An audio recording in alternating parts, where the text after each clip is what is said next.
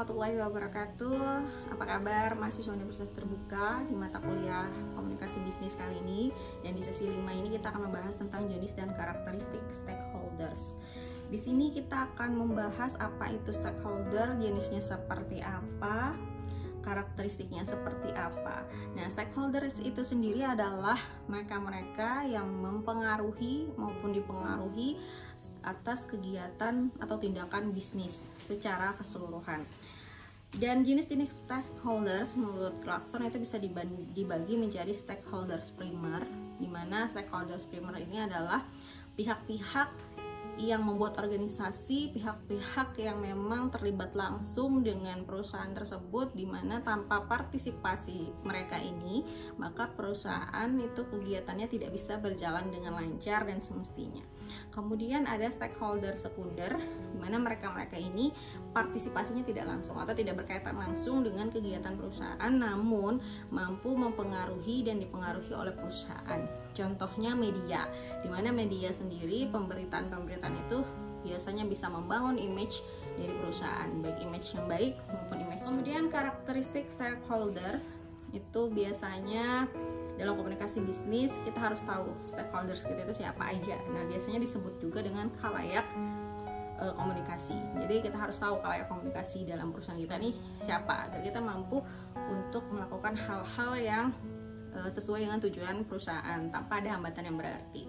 Nah, dibagi menjadi beberapa aspek. Yang pertama demografis. Demografis itu terkait dengan populasi penduduk.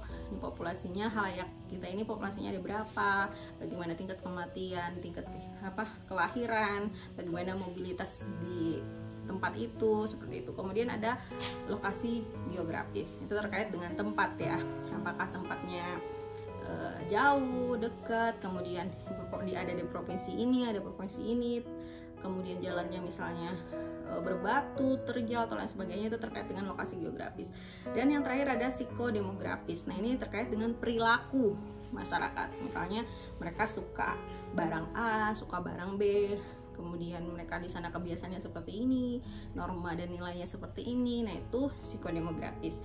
Kemudian berdasarkan postur mental, khalayak komunikasi tadi atau stakeholders itu bisa dibagi menjadi dua kelompok, yaitu manusia abstrak dan manusia konkret.